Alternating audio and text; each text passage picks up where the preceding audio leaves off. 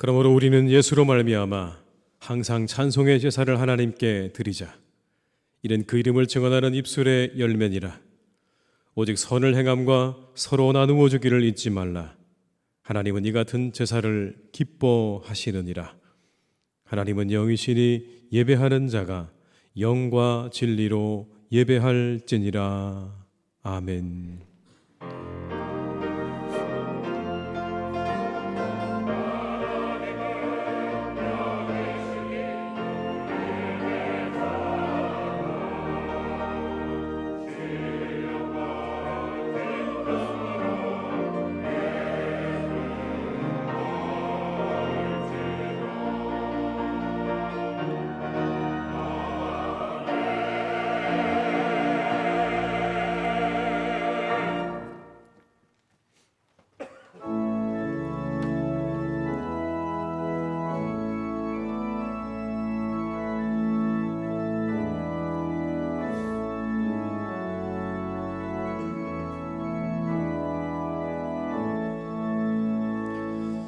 빛나고 높은 보좌와 그 위에 앉으신 주 예수 얼굴 영광이 해같이 빛나네. 해같이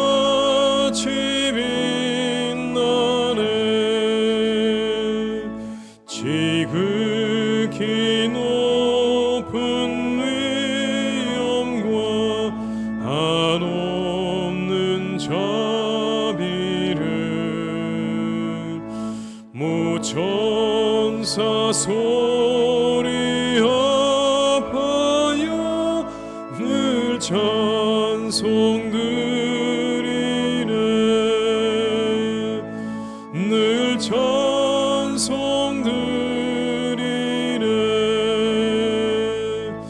영족을 나를 살리려 그 영광 떠나서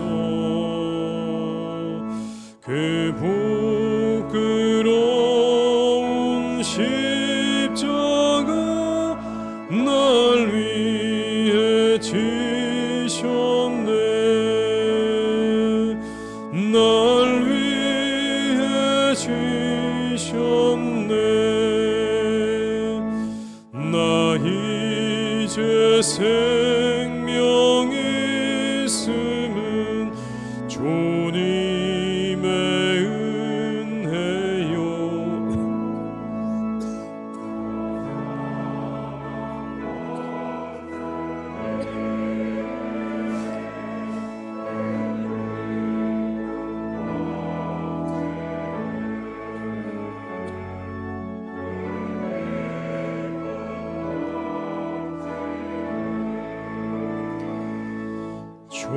주님의 보좌에 있는데 전한 못 이르러 그 영광 몸소 배울 때 내 기쁨 넘치리. 내 기쁨 넘치리. 아멘.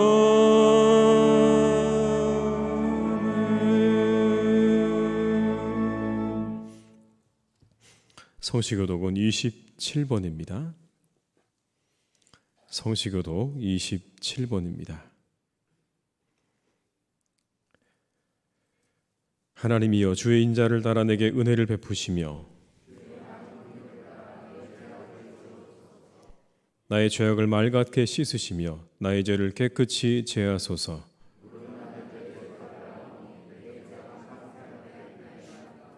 내가 주께만 범죄하여 주의 목전에 악을 행하였사오니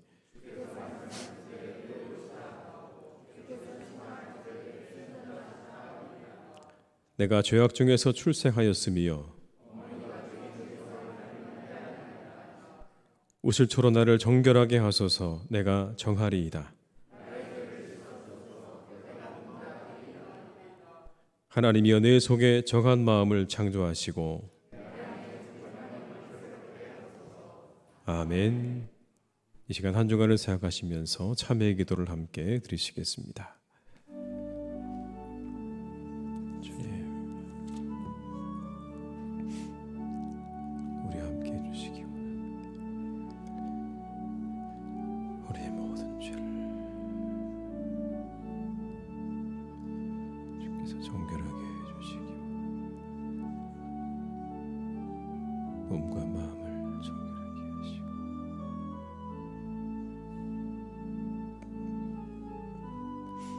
새롭게 해주시기 원합니다. 하나님의 은혜로 우리를 새롭게 하시옵소서. 주의 말씀으로 우리를 새롭게 하시옵소서. 주여,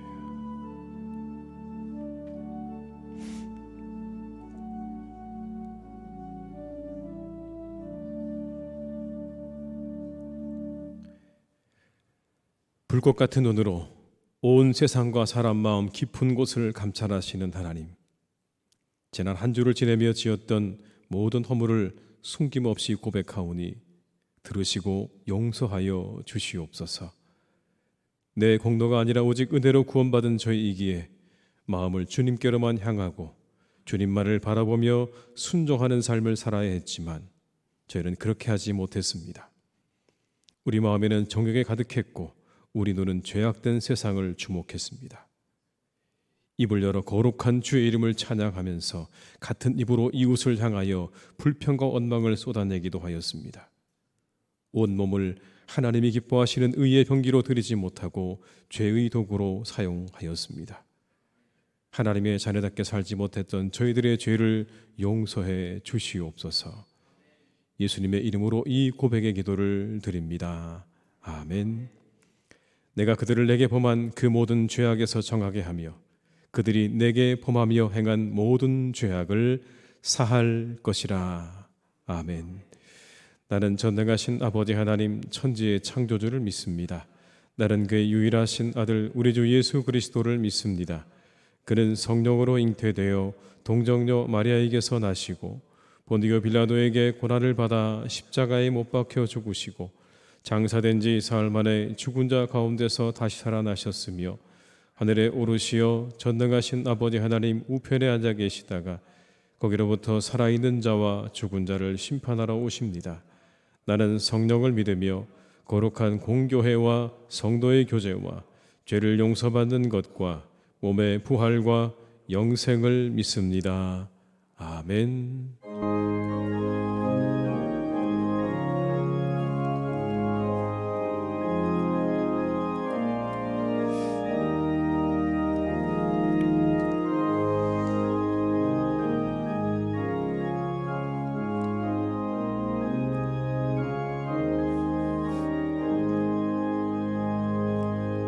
예수가 우리를 부르는 소리 금성 부드러워 문 앞에 나와서 사면을 보며 우리를 기다리네. 오라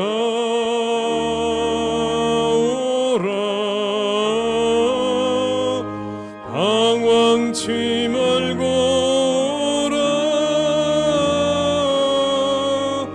죄 있는 자들아 이리로 오라. 주 예수 앞에 오라. 간절히 오라고 부르실 때에 우리는 지체하랴. 주님의 은혜를 왜 아니 받고 못 들은 채 하려나. 오라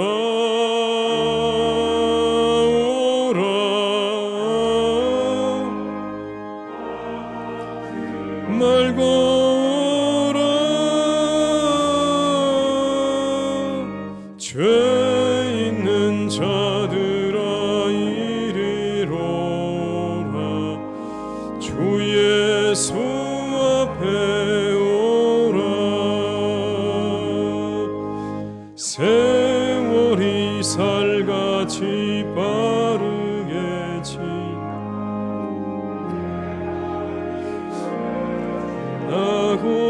지나고 사망의 그늘이 너와 내 앞에 돌리며 가리우네. 오라 오라 방황치 말고 오라. 죄 있는 자들아 이리로라. 주 예수 앞에 오라. 우리를 위하여 예비해 두신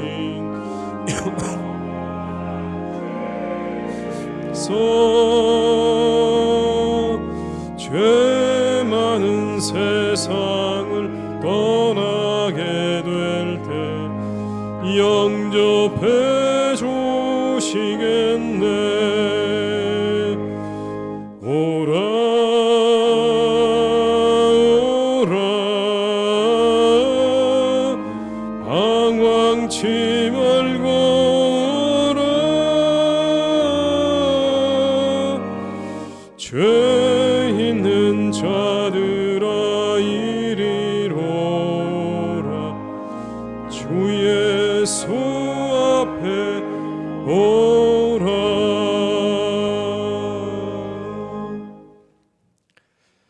이 시간 우리에게 주신 하나님의 말씀은 빌립보서 3장 10절에서 16절의 말씀입니다. 신약 성경 322면에 기록되어 있는 빌립보서 3장 10절에서 16절의 말씀입니다. 빌립보서 3장 10절에서 16절의 말씀을 받들어 봉독하겠습니다. 내가 그리스도와 그 부활의 권능과 그 고난에 참여함을 알고자 하여 그의 죽으심을 본받아 어떻게 해서든지 죽은 자 가운데서 부활에 이르려 하노니 내가 이미 얻었다 함도 아니요 온전히 이루었다 함도 아니라 오직 내가 그리스도 예수께 잡힌 바 된 그것을 잡으려고 달려가노라. 형제들아 나는 아직 내가 잡은 줄로 여기지 아니하고 오직 한 일 즉 뒤에 있는 것은 잊어버리고 앞에 있는 것을 잡으려고 표대를 향하여 그리스도 예수 안에서 하나님이 위에서 부르신 부름의 상을 위하여 달려가노라. 그러므로 누구든지 우리 온전히 이룬 자들은 이렇게 생각할지니 만일 어떤 일에 너희가 달리 생각하면 하나님이 이것도 너희에게 나타내시리라. 오직 우리가 어디까지 이르렀든지 그대로 행할 것이라. 아멘.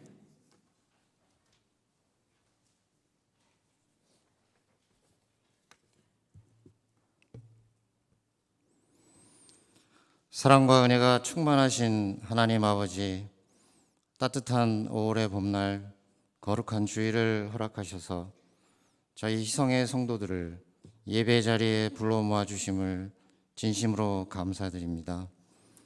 이 시간 여러 가지 사정으로 온라인으로 군에서 해외에서 예배에 참여하는 모든 성도들에게도 같은 은혜로 함께하여 주시옵소서.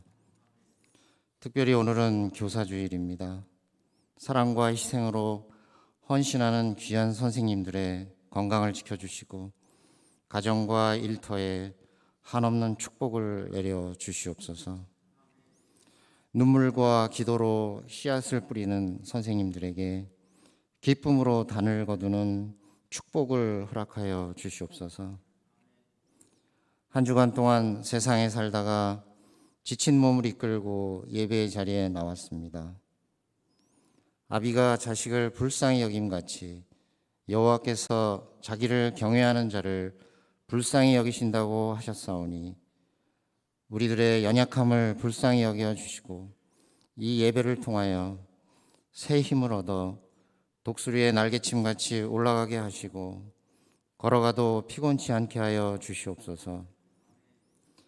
길 잃은 양같이 방황하는 저희들을 긍휼히 여겨주시고 오직 믿음의 주요 온전케 하시는 이인 예수님만 바라보고 한 걸음씩 전진하는 희성의 성도들 되게 하옵소서. 분열과 갈등의 마귀 사탄은 모두 그리스도 예수의 이름으로 물러가게 하시고 사랑과 평강의 영으로 희성교회를 가득 채워 주시옵소서. 박대웅 목사님을 단위에 세우셨으니 특별히 영육간에 강건하게 하시어 지치지 않게 하시고 이 시간 선포되는 말씀을 통하여 성도들의 마음 문이 열리고 하나님의 깊은 지혜를 깨닫는 시간 되게 하옵소서.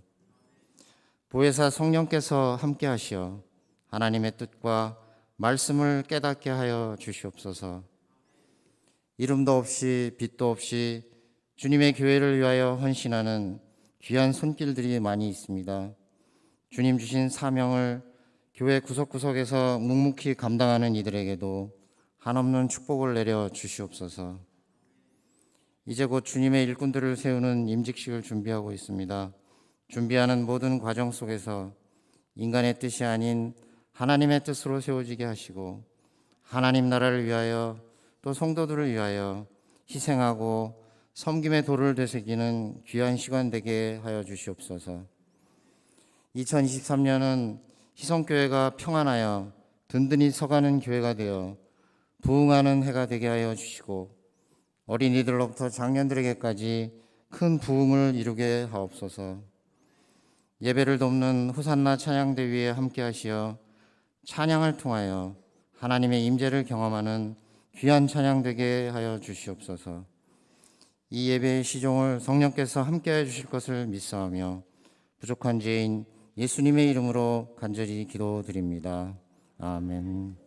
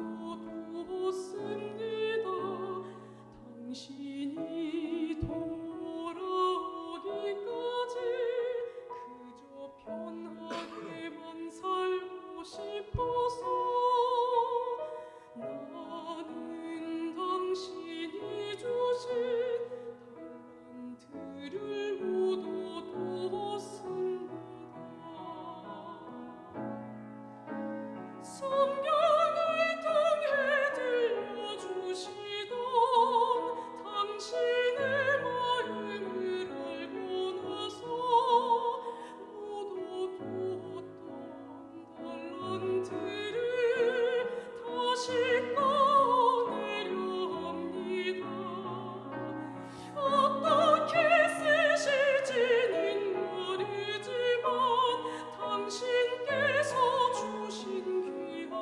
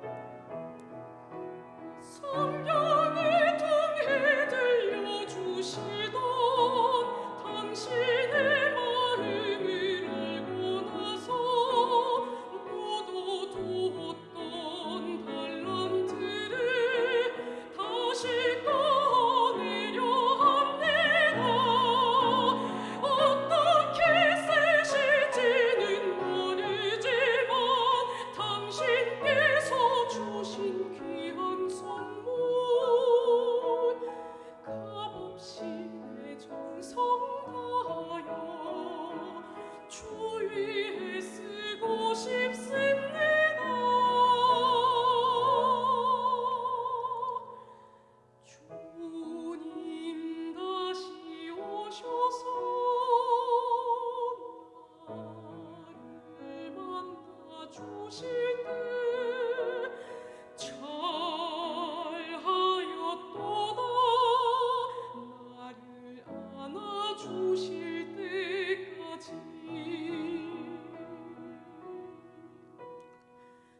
나를 안아주실 때까지.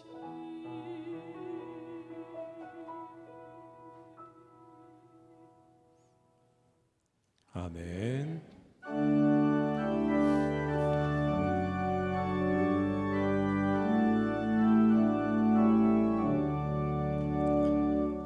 내게 있는 모든 것을 아낌없이 드리네. 사랑하고 의지하며 주만 따라 살리라. 좋게 드리네. 좋게 드리네. 사랑하는 구주 앞에 모두 드리네. 내게 있는 모든 것을 겸손하게 드리네. 세상 욕심만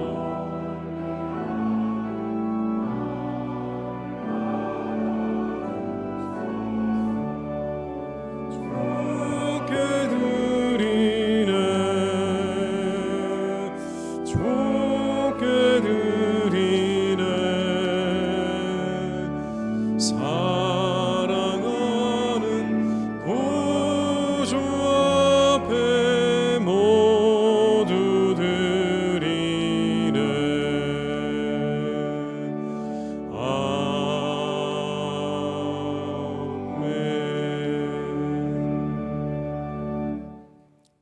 하나님 아버지 감사드립니다. 한 주간도 은혜로 살았습니다. 우리 호흡을 지켜주셨습니다. 그리고 가정과 일터와 교회를 지켜주셨습니다. 놀라운 은혜입니다. 그 은혜에 감사드리며 이 시간 예물을 드립니다.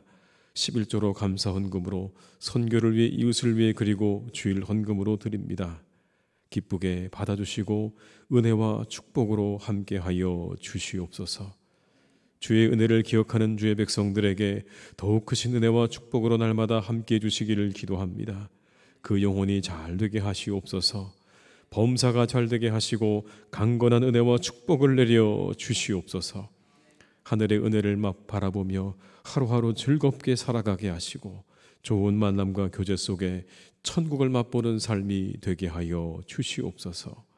하나님 아버지, 예물이 귀하게 쓰여지기를 기도합니다. 복음을 위해 사용되게 하시고 하나님 나라 확장을 위해 사용되게 하옵소서. 구원의 도구가 되게 하시고 하나님 사랑의 증거가 되게 하여 주시옵소서. 우리 환우들을 기억하시어 그들을 일으켜 주시고 회복시키시는 하나님의 은혜로 우리 환우들과 어려움에 처한 가정들에게 은혜를 내려 주시옵소서. 예수님의 이름으로 기도드립니다. 아멘.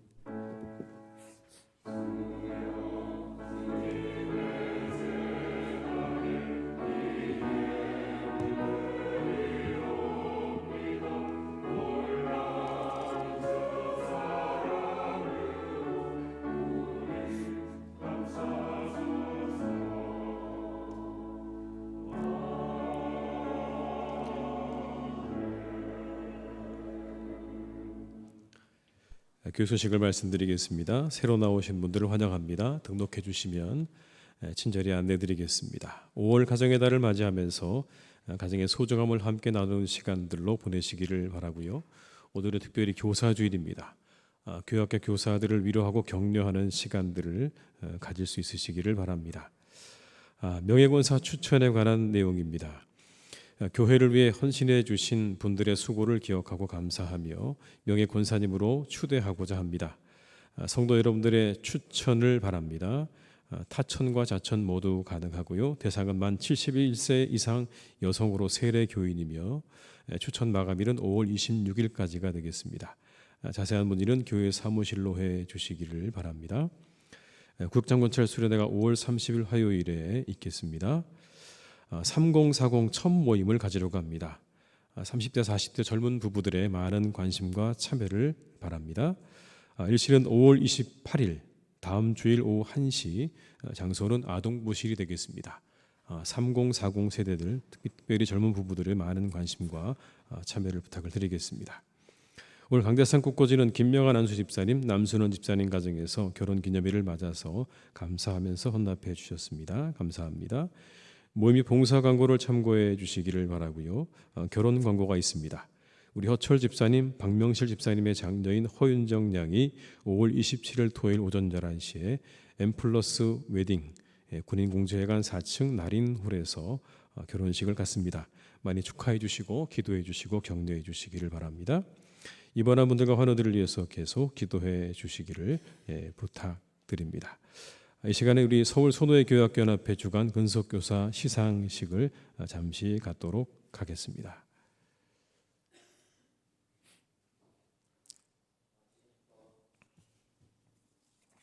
손호회 교회학교 연합회 주관 근속교사 시상을 하겠습니다. 중등부 김유민 교사는 앞으로 나와주시기 바랍니다.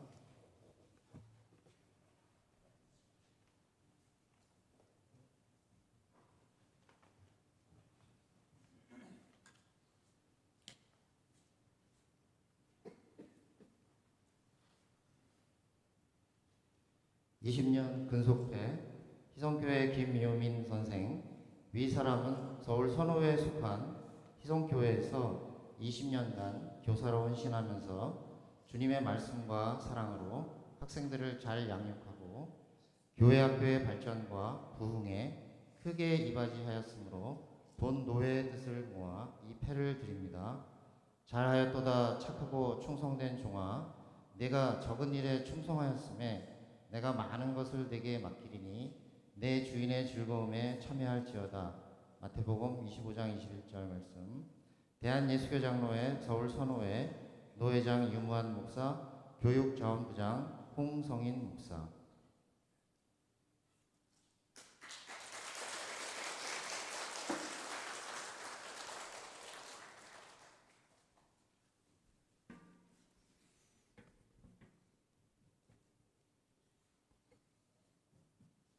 이상으로 시상식을 마치겠습니다. 우리 잠깐 이 시간에 박수 한번 하실까요? 네. 그리고 오늘 이 시간에 우리 선생님들이 일부 예배도 많이 참석하고 계시거든요. 잠깐 그 자리에서 우리 교사분들만 일어나 주시면 감사하겠습니다. 우리 교회학교 교사 선생님들은 그 자리에서 잠깐 일어나 주시면 감사하겠습니다. 우리 한번 이분들 정말 수고하시는데 우리 한번 격려의 박수 한번 하시겠습니다. 한번 박수 하시겠습니다. 네. 감사합니다. 네. 네. 자리에 앉아 주십시오. 네. 한번 제가 잠깐 기도하겠습니다. 하나님 감사합니다. 우리 사랑하는 교사들을 주님께서 축복하셔서 또 이렇게 아버지 하나님 귀한 직분 잘 감당케 하시니 감사합니다. 충성되게 감당할 때에 하늘의 상급이 되게 하시고 이분들의 수고를 통해 우리 교회학교 자녀들이 믿음 안에서 잘 자라는 은혜가 날마다 있게 하여 주시옵소서. 예수님의 이름으로 축복하고 기도하옵나이다. 아멘. 우리 찬양대 찬양해 주시겠습니다.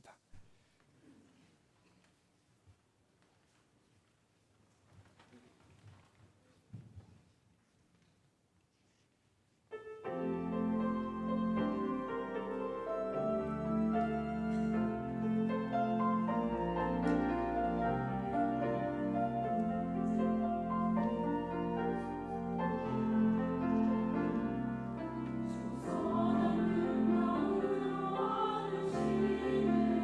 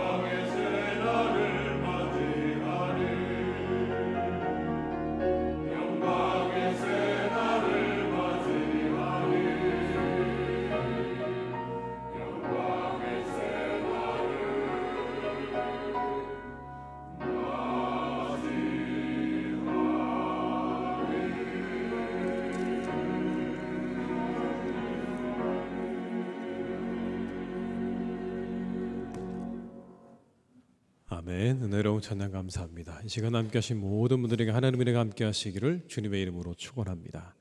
여러분 서로 인사하실까요? 반갑습니다. 네, 잘 오셨습니다. 네. 우리 신앙의 궁극적인 목표 지점이 어디일까요? 오늘 본문에 의하면 부활이라고 이야기합니다. 바울이 이야기하고 있는, 그리고 성경이 이야기하고 있는 우리 신앙의 궁극적인 목표 지점은 바로 부활입니다. 그래서 이렇게 말을 하죠. 어떻게든지 저는 그 부활에 참여하기를 원합니다. 여러분 10절과 11절에 이렇게 기록합니다. 내가 그리스도와 그 부활의 권능과 그 고난에 참여함을 알고자 하여 그의 죽으심을 본받아 어떻게 해서든지 죽은 자 가운데서 부활에 이르려 하노니. 이게 궁극적인 목표 지점입니다. 그러나 그 과정 속에, 우리가 이 부활에 이르기까지 그 과정 속에 우리에게 주어지는 목표도 있는 것이죠. 우리가 삶고 살아야 할 목표가 있는 겁니다. 그 목표를 알아야 되는 거죠. 오늘 바울을 통해서 우리에게 그 목표를 말씀해 주십니다. 근데 그 목표를 향해 갈 때 넘어야 할 장애물이 있고 그리고 방해가 있습니다. 우리에게 주신 그 목표를 향해 나갈 때 그냥 순조롭게 그 모든 목표를 향해 나가는 게 아니라 반드시 그 목표를 이루려고 할 때는 방해가 있고 장애물이 있다는 겁니다. 그건 시대마다 다를 수도 있습니다. 신약 성경을 보게 되면 바울 시대 교인들에게 있어서 장애물 내지 방해거리는 몇 가지가 있었는데 그 중에 하나가 바로 거짓 교사들이었습니다. 예수님을 믿는 믿음 이외에 할례와 율법이 더 필요하다고 가르쳤던 그 거짓 교사들이 초대교회 성도들의 신앙의 장애물이자 방해였습니다. 두 번째는 그들이 살아왔던 삶의 습관이었습니다. 이전에 마음껏 살았던, 자신의 정욕과 탐심을 쫓아서 마음껏 살아왔던 그들의 이전의 삶이 그들의 신앙의 방해물이고 그리고 장애였습니다. 세 번째는 이런 거죠. 박해였습니다. 믿는다는 이유 때문에 그들에게 닥쳐오는 심각한 박해야말로 그들의 신앙의 방해이자 그리고 장애물이었습니다. 이 모든 것들을 이기고 나아가야 했던 것이죠. 우리가 사는 오늘은 어떻습니까? 없습니까? 아니요. 여전히 오늘 우리가 사는 이 시대에도 우리의 신앙을 방해하는 많은 것들이 있습니다. 오늘 본문은 우리에게 몇 가지를 말씀해 주고 또 그에 따라서 우리에게 목표를 지시해 줍니다. 가장 먼저 우리에게 가르쳐주고 있는 우리 신앙의 방해는 바로 기복주의입니다. 네. 여러분 기복주의가 무엇입니까? 신앙생활의 목표가 복에 있는 것을 의미하는 겁니다. 물론 복을 주시는 하나님 맞습니다. 그런데 거기까지인 거예요. 구약 성경에 나오는 바알과 아세라를 숭배하는 것과 다르지 않습니다. 물질의 풍요를 가져다 주는 신, 그러나 더 이상을 요구하지 않는 신, 인간의 정욕과 탐심을 무한대로 허용하는 신, 얼마나 여러분 매력적입니까? 풍요를 가져다 주지만 다른 것을 요청하지 않고 인간이 가지고 있는 모든 탐욕과 정욕을 무한대로 허용하는 그 신, 그래서 구약의 이스라엘은 끊임없이 다시 바알과 아세라에게 돌아갔던 것입니다. 그런데 여러분 그 믿음 구약 시대로 멈추지 않았습니다. 여전히 우리 가운데 있죠. 물질의 축복은 오케이. 그러나 거기까지. 하나님 더 제 삶에 더 많은 것 원하지 마세요. 더 깊이 들어오려고도 하지 마시고 더 많이 간섭하려고도 하지 마세요. 그냥 제 삶에 풍요로움을 주시는 것으로 그것으로 족합니다. 여러분 이 믿음, 물질적인 축복 속에 살아가기를 원하지만 예수님께 사로잡혀 살아가기를 소망하지 않는 거예요. 이것이 우리에게 가져다 주는 결과가 뭔지 아십니까? 신앙과 삶의 괴리. 우리 시대의 모든 그리스도인들이 가지고 있는 신앙적인 고민, 신앙과 삶이 괴리되는 것. 세상 사람들의 비판이기도 하죠. 왜 당신들은 신앙과 삶이 그렇게 별개인가? 우리 스스로 우리는 그렇게 괴로워합니다. 왜 우리의 신앙과 삶이 별개일까? 여러분, 이와 같은 기복주의 신앙이 우리를 그렇게 이끌어가는 건 아닐 거예요. 하나님이 딱 거기서만 멈춰 주시기 바라는 그 마음. 그러나 성경은 우리에게 그렇게 말씀하지 않죠. 너희들이 가져야 될 목표는 분명하다. 주님께 사로잡히는 것이다. 그래서 성숙하고 열매를 맺어가는 것이 너희들이 가져야 될 신앙의 목표다. 그래서 바울은 이렇게 표현합니다. 잡힌 바 된 그것을 잡으려고 달려갑니다. 여러분, 12절의 말씀을 제가 읽어드립니다. 내가 이미 얻었다 함도 아니요 온전히 이루었다 함도 아니라 오직 내가 그리스도 예수께 잡힌 바 된 그것을 잡으려고 달려가노라. 표준 세번역을 한 번 더 읽어드립니다. 내가 이것을 이미 얻은 것도 아니요 또 이미 목표점에 이른 것도 아닙니다. 그리스도 예수께서 나를 사로잡으셨으므로 나는 그것을 붙들려고 쫓아가고 있습니다. 주님께 내가 사로잡힌 그것을 어떻게든지 놓치지 않으려고 저는 그렇게 애쓰며 살아갑니다라고 하는 바울의 고백 아닙니까? 그래서 주님이 나를 이끄시고 나는 그 주님의 이끄심에 순종하며 가는 거예요. 그 상태가 계속해서 유지되기를 원한다는 그러한 바울의 소망. 열심히 그리스도인을 잡으러 다니던 사람이 이제는 그리스도를 따르기 위해서 열심히 주를 쫓고 있습니다. 한 주일학교 선생님이 어린아이에게 이런 질문을 했다고 합니다. 여러분, 예수님 믿는다는 게 무슨 뜻이죠? 그래서 한 어린아이가 손을 번쩍 들고 이렇게 답을 했다고 합니다. 이전에 좋아하던 것이 싫어지고요, 이전에 싫어하던 게 좋아지는 거예요. 여러분, 정말 기가 막힌 답이에요. 이전에 좋아하던 것 싫어지고 이전에 싫어하던 것 좋아지는 거예요. 이 이야기 속에 놀라운 의미가 담겨져 있어요. 그리스도에게 사로잡혀 모든 세계관이 다 뒤바뀐 걸 말하는 것 아니겠습니까? 예수님께 사로잡히니까 모든 세계관이 다 뒤바뀌었어요. 이전에 좋던 것 이제는 값없다. 그렇잖아요. 이전에 좋았던 거 이제 값없다. 이전에 내가 그렇게 멀리 했던 거 이제 너무 귀하다. 혹시 여러분 그런데 사로잡히는 게 두려우십니까? 무엇이 두려우십니까? 내가 예수님께 사로잡히면 그동안 내가 누리던 모든 건 누리지 못할까 두려우십니까? 염려하지 마십시오. 두려워하지 마세요. 더 좋은 것 주실 겁니다. 더 귀한 삶을 주실 겁니다. 더 가치 있는 삶으로 여러분을 인도하실 거예요. 다만 우리에게 필요한 건 그 주님께 사로잡히기 원하는 마음을 우리는 가져야 할 줄로 믿습니다. 그러면 절대 여러분의 삶에 손해가 나지 않을 거예요. 모트라는 청년이 있었습니다. 모트. 어린 시절에 너무 가난해서 학교도 갈 수 없고 교육도 제대로 못 받았어요. 게다가 집안이 선술집이었습니다. 늘 술 취한 사람들이 왔다 갔다 하면서 욕설하고 싸우고 그런 곳에서 자랐어요. 그게 너무 보기 싫어서 길거리를 늘 떠돌던 이 모트는 그 마음 가운데 열등감과 반항심이 가득했어요. 폭력을 휘두릅니다. 원망과 불평이 가득한 삶을 살아가는데 누구도 그에게 따뜻한 말 한마디 해주는 사람이 없는 거예요. 근데 다행히 손재주 하나가 좋았습니다. 16살의 나이에 돈을 벌어보겠다고 가구 공장에 들어가게 됩니다. 목공일을 시작한 거예요. 거기서 그는 처음으로 따뜻한 게 뭔지를 경험합니다. 그 주인 사장님이 따뜻하게 맞아주는 거예요. 그리고는 주일이 되었습니다. 주인이 이야기합니다. 함께 교회를 가자는 겁니다. 한 번도 가본 적이 없는 그런 교회. 주인이 말하니까 정말 나를 따뜻하게 대해주는 이분이 이야기하는 곳이니까 한번 가봐야 되겠다는 마음으로 교회를 따라갔어요. 그날 목사님의 설교 제목이 하나님의 부르심이었습니다. 처음에는 저게 무슨 말인가, 몸을 이리 뒤척 저리 뒤척하고 있는데 시간이 지날수록 점점 그 말씀이 귀에 들려오기 시작을 합니다. 그리고는 마음 가운데 그 이야기가 내 이야기처럼 들려지기 시작하는 거예요. 성령의 역사인 거죠. 그 이야기가 내 이야기처럼 들려지고 마음 문이 열려지게 되는 거예요. 마음이 뜨거워지는 걸 경험하게 되는 거예요.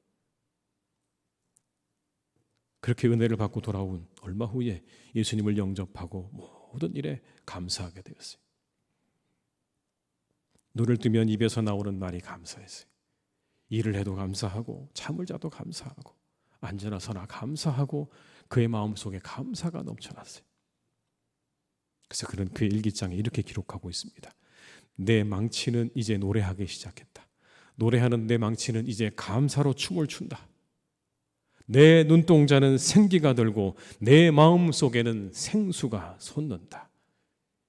예수님께서 내 마음에 오셨기 때문이다. 여러분, 그렇게 얘기하고 있어요. 예수님께 사로잡히니까 모든 게 감사하고 모든 게 기쁨과 즐거움으로 보이는 거예요. 37살이 되던 어느 날 공장으로 걸어가던 중에 그의 마음 가운데 굳건한 반석이시니 그 위에 내가 서리라는 그 말씀이 불현듯 떠올랐어요. 그는 그 시를 계속해서 써내려갔습니다. 여러분, 그 시가 우리가 잘 알고 있는 찬송가 488장 이 몸의 소망 무엇인가, 우리 주 예수뿐일세. 굳건한 반석이시니 그 위에 내가 서리라. 그 위에 내가 서리라. 사로잡히는 걸 여러분 너무 두려워하지 마십시오. 감사와 기쁨이 그 삶에 충만하게 임하게 될 줄로 믿습니다. 우리가 붙잡고 있는 그 어떤 것들이 내게 주는 기쁨과 즐거움보다 더한 감사와 기쁨이 예수님께 사로잡힐 때 우리의 삶을 지배하고 우리를 채우시는 은혜가 함께 하실 줄 믿습니다. 두 번째는 여러분, 공로주의입니다. 피터 롬바르드라는 사람이 이런 말을 했습니다. 우리 자신의 공로까지도 하나님의 선물이므로 결코 자랑하지 말라고 한다. 또 우리의 모든 공로는 은혜로서 온 것뿐이고 우리의 능력으로부터 얻는 것이 아니라 전적으로 은혜를 통해서 오게 되는 것이다. 모든 공로도 뭐 하지 말라고요? 자랑하지 말라고요. 다 그 모든 것이 은혜라고 이야기합니다. 이전에 백준년 교회를 담임하셨던 이철 목사님 마지막 은퇴 설교에서 여러 차례 이 이야기를 했습니다. 철저히 나를 잊으십시오. 낡은 부대를 버려야 새 부대를 얻듯이 이제철을 버려야 합니다라고 그렇게 이야기했습니다. 인간의 공로가 올라가게 되면 하나님의 은혜와 능력이 축소되게 되는 거예요. 사람이 높아지면 하나님이 가리워집니다. 인간의 공로가 내세워지기 시작하면 생명력을 잃어버리기 쉬워지기 때문에 그런 거예요. 교회는 생명의 공동체예요. 건강하게 움직이고 세워지려면 생명력을 잃어버려서는 안 됩니다. 꿈틀대야 되는 거예요. 생명력이 있는 게 뭡니까? 뭔가 끊임없이 움직이잖아요. 어린아이들을 보세요. 끊임없이 움직입니다. 돌아다닙니다. 왜요? 살아있기 때문에, 생명력이 있기 때문에 그런 거죠. 그런데 공로주의가 이것을 방해하는 거예요. 과거의 전통과 공로가 이 모든 걸 방해하는 거예요. 생명력을 방해하는 거예요. 교회의 생명력을 방해하는 이와 같은 과거의 공로와 전통을 우리가 주의해야 하는 이유입니다. 교회가 생명력 있게 움직이지 못하게 하기 때문에 그 모든 것들을 우리가 주의해야 되는 거예요. 우리는 그냥 그때 하나님의 일을 위해 쓰임받은 것뿐이에요. 여러분 기억하세요. 그냥 우리는 그때 하나님의 일을 위해 쓰임받은 것뿐이에요. 내가 아니어도 하나님은 그 일을 하셨을 거예요. 돌들을 들어서라도 이루셨을 거예요. 누구도 자신의 공로를 자랑할 수 없는 이유입니다. 하나님이 그 일을 반드시 이루셨을 것이기 때문에 다만 나를 거기에 하나님이 사용하신 것뿐이에요. 기독교는 공로를 말하지 않아요. 기독교는 은혜의 종교, 철저하게 우리의 구원에 우리의 공로는 없어요. 어떤 인간적인 공로도 효력도 없어요. 시작부터 철저히 은혜의 종교였고 마지막까지 은혜예요. 바울은 그래서 이렇게 말합니다. 고린도전서 15장 10절에서 이렇게 말해요. 그러나 내가 나된 것은 하나님의 은혜로 된 것이니 내게 주신 그의 은혜가 헛되지 아니하여 내가 모든 사도보다 더 많이 수고하였으나 내가 한 것이 아니요 오직 나와 함께 하신 하나님의 은혜로라. 내가 나된 것도 은혜고 이렇게 얘기하죠. 내가 정말 다른 사도보다 더 많이 수고했어요. 다른 사도 나보다 더 많이 수고한 사람 없어라고 자신 있게 말합니다. 그러나 마지막이 뭡니까? 그것도 하나님의 은혜입니다라고 고백하지 않습니까? 모든 게 다 하나님의 은혜라는 거예요. 그리고 말합니다. 그래서 저는 뒤에 한 거 다 잊고 언제나 앞을 향해 달려갑니다. 본문 13절이 이렇게 말합니다. 형제들아 나는 아직 내가 잡은 줄로 여기지 아니하고 오직 한 일, 즉 뒤에 있는 것은 잊어버리고 앞에 있는 것을 잡으려고. 뒤에 있는 거 다 잊어버린대요. 여러분 뒤에 있는 게 뭐죠? 그리스도 만난 이후에 그가 이루어놓은 수많은 업적과 자랑거리가 얼마나 많은지 모릅니다. 그가 세운 교회들, 그가 복음을 전해서 든든하게 세워진 많은 믿음의 사람들, 그 복음 때문에 당했던 수많은 고난들, 여러분 다 자랑거리죠.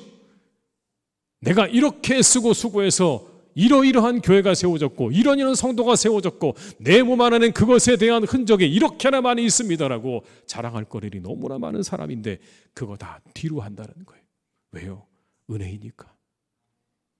자랑할 게 아니라는 거예요. 그게 내 공로 아니라는 겁니다. 다 하나님께서 그때 나를 들어 사용하신 은혜라는 거예요. 그를 안주하게 하고 그리고 주저앉게 하는 모든 것들을 다 뒤로 하는 거예요. 여기 나오는 여러분 뒤에 있는 것이란 이야기 속에는 그렇게 자신의 자랑도 있지만 이런 것도 있을 것 같아요. 죄책감. 이전에 예수 믿는 사람들을 잡으러 다녔을 때 그 죄책감, 그들을 붙잡아다가 때리고 고문하고 처형하는 그 일에 자신이 일했던 그 죄책감, 여러분 그거 다 잊었다는 거예요.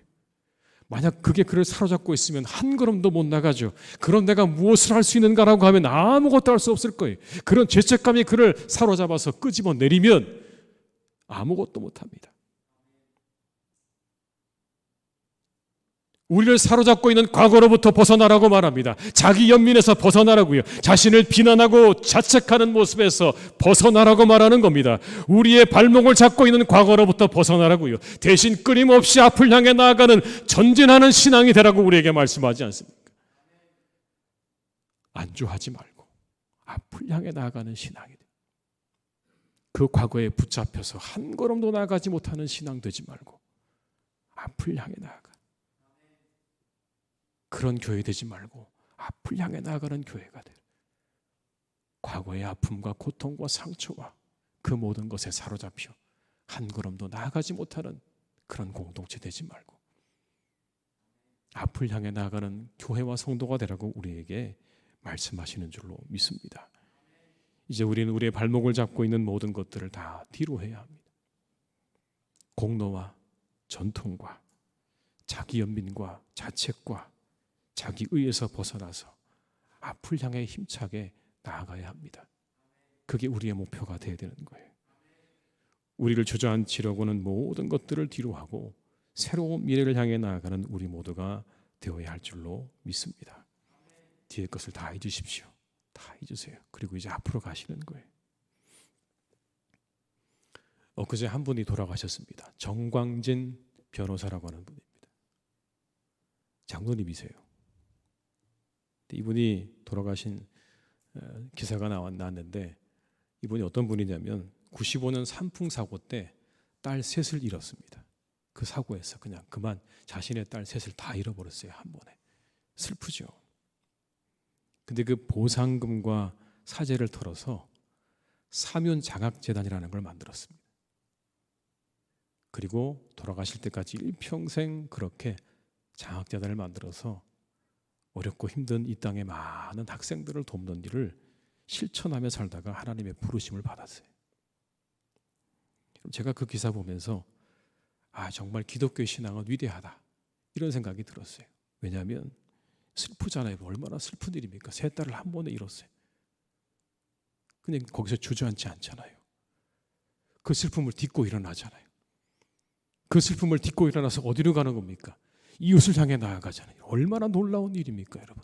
그냥 그 슬픔에 주저앉아서 왜 내 세 딸이 죽었을까라고 거기에서 좌절하고 넘어져 있고 쓰러져 있지 않고 거기서 다시 일어나서 다른 사람들을 향해 나아갈 수 있는 그 능력이 어디서 나오는 겁니까? 그건 바로 복음이에요. 우리가 가지고 있는 믿음이에요. 이게 신앙의 위대함입니다. 우리 사랑하는 교우 여러분, 그렇게 살아가시면 좋겠어요. 다 뒤로 버리시고 내가 가지고 있는 많은 상처와 그 모든 아픔과 그리고 슬픔마저도 다 디딤돌로 삼고 일어설 수 있는 그러한 전진하는 신앙인들로 살아가시는 우리 모두가 다 될 수 있기를 주님의 이름으로 축복합니다. 마지막 세 번째는요, 편리주의입니다. 우리가 살아가는 시대 어떻습니까? 굉장히 편리한 시대죠. 요즘에는 그냥 차를 딱 타고 내비를 키면 목적지까지 그냥 안내주잖아요. 좌회전, 우회전. 근데 제가 처음 전입을 시작할 때만 해도 내비 없었습니다. 15인승 봉고, 그것도 스틱으로 운전하는 거였거든요. 정말 바빴어요. 왜냐하면 한 손으로는 핸들 움직이고 한 손으로는 기어를 바꾸고 머릿속으로는 계속 뭘 하냐면요, 지도가 막 움직이는 거예요. 어디서 빠져나가야 되는가 그것만 보고 있는 거예요. 얼마나 바빴는지 몰라요, 여러분. 그냥 손도 머리도 바빴어요. 지금은 안 그렇잖아요. 자율주행차가 나오지 않습니까? 목적지 입력하면 이제 그냥 알아서 다 간대요. 차가요. 집 밖에서 가스불도 끄고요, 냉난방도 하고요, 주문도 얼마나 편한지 몰라요. 그냥 저녁에 주문하면 새벽에 집 앞에 와 있잖아요. 정말 편리한 세상이죠. 그러다 보니 수고가 불편한 것이 되어버렸습니다. 이런 말이 있죠. 서면 앉고 싶고 앉으면 눕고 싶고 누우면 어떻게 된다고요? 자고 싶다. 그게 사람이라는 거죠. 너무 사람을 잘 표현한 말이에요. 사람들은 그래서 편리한 것에 정말 빨라요. 코로나 지나면서 한 가지 달라진 게 있습니다. 여러분 뭔지 아세요? 온라인 예배에 익숙해졌다는 거예요. 처음 온라인 예배를 드릴 때만 해도 교우들이 그러셨어요.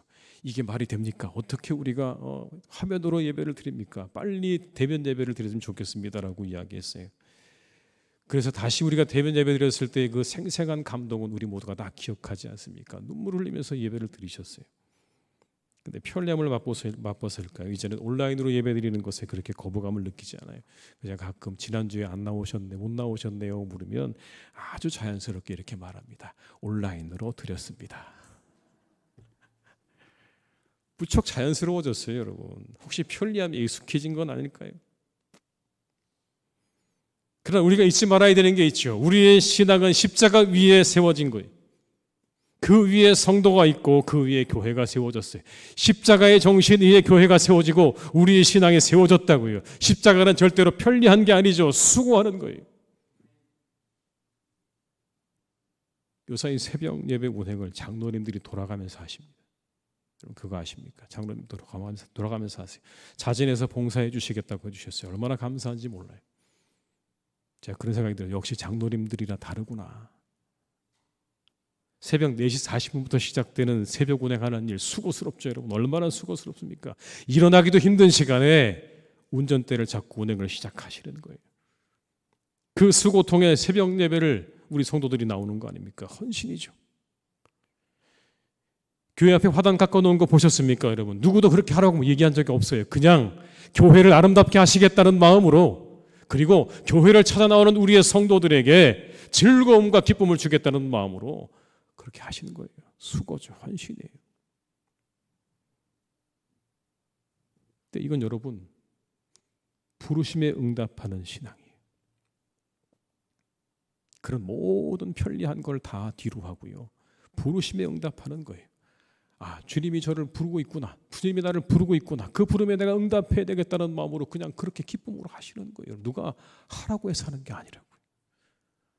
바울은 이렇게 말합니다. 14절에 표대를 향하여 그리스도 예수 안에서 하나님이 위에서 부르신 부름의 상을 위하여 달려가노라. 위에서 부르신 부름의 상을 쫓아 달려간다. 여러분, 바울은 늘 머릿속에 그거 하나를 그렸어요.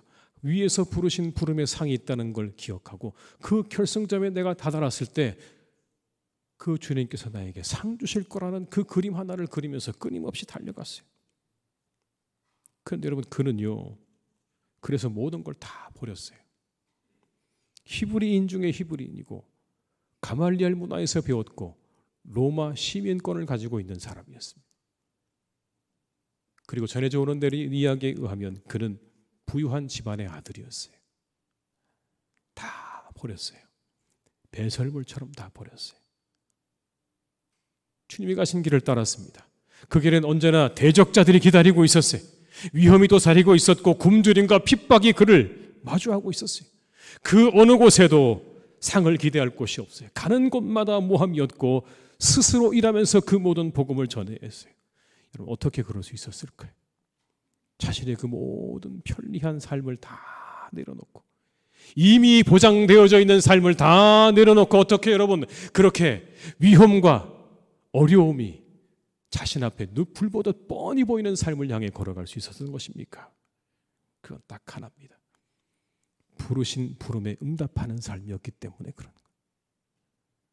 하나님이 나를 부르셨습니다. 딱 그거 하나예요, 여러분. 다른 거 생각하지 않았어요. 하나님께서 나를 부르셨다는 그 부르심에 응답하는 삶이에요.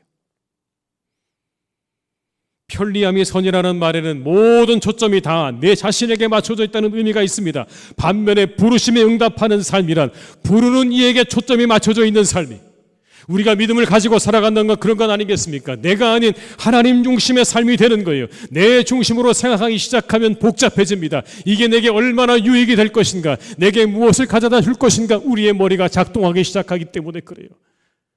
내 손이 계산서가 바쁘게 움직입니다. 그러나 하나님 중심이 되면 단순하고 분명해져요. 그럴 수밖에요. 내 계산 이익 따지지 않거든요. 그냥 하나님이 나를 부르셨으니까 내가 거기에 가서 일하는 거예요. 부르실 때 응답하는 삶으로 나아가시기를 축복합니다. 예배로 부르실 때, 봉사로 부르실 때, 그리고 각자의 삶으로 부르실 때 그 부름에 응답하는 삶으로 나아가시기 바라요. 나 중심이 아닌 하나님 중심의 신앙으로 나아가야 합니다. 자칫 여러분 너무 편리한 것에 익숙해지게 되면 우리는 나 중심의 신앙생활로 그렇게 옮겨가기에 너무나 쉬운 존재들이라는 것을 잊지 마시고 하나님 중심의 신앙으로 날마다 나아가는 우리 모두가 다 될 수 있기를 주님의 이름으로 축복합니다. 사랑하는 교회 여러분, 우리가 이 세 가지를 기억해야 합니다.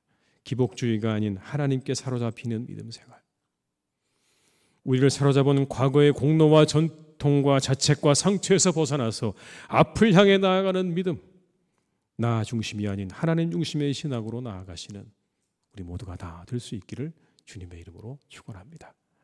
기도하시겠습니다. 아버지 하나님, 우리의 믿음을 이끌어 주시옵소서. 이 시대 하나님, 우리를 이끌어 주시기를 원합니다.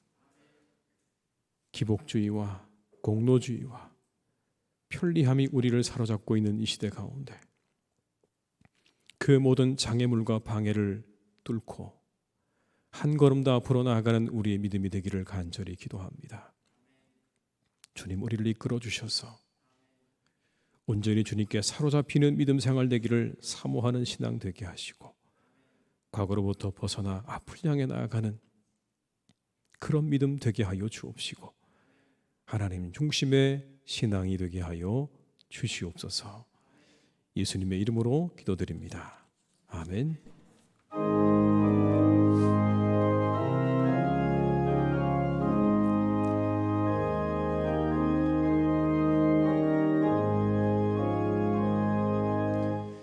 고통의 멍에 벗으려고 예수께로 나갑니다. 자유와 기쁨 베푸시는 주께로 갑니다. 병든 내 몸이 튼튼하고 빈궁한 삶이 보해지며 죄악을 벗어버리려고 주께로 갑니다. 낭패와 실망 당한 뒤에 예수께로 나갑니다. 십자가 은혜 받으려고 주께로 갑니다. 슬프던 마음 위로받고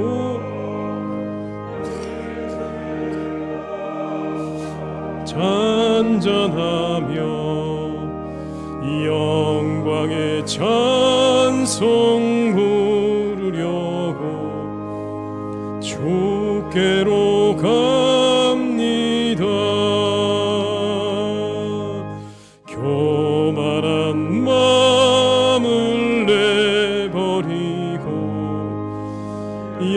예수께로 나갑니다. 복되신 말씀 따르려고 주께로 갑니다. 실망한 힘을 얻고 예수의 크신 사랑마다 하늘의 기쁨 맛보려고 주께로 갑니다.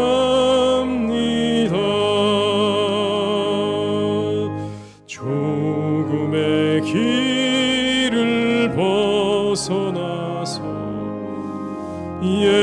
예수께로 나갑니다. 영원한 집을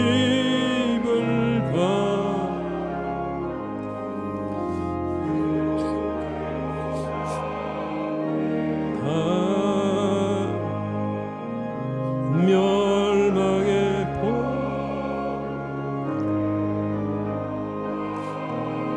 평화의 나라 다다라서 영광의 주를 배우려고 주께로 갑니다.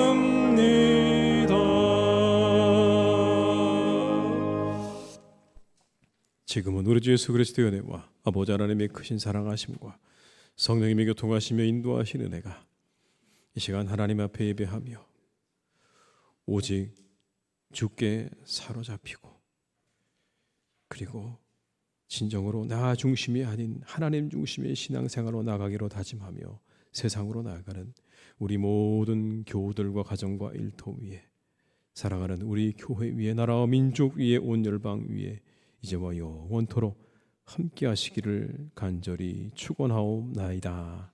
아멘.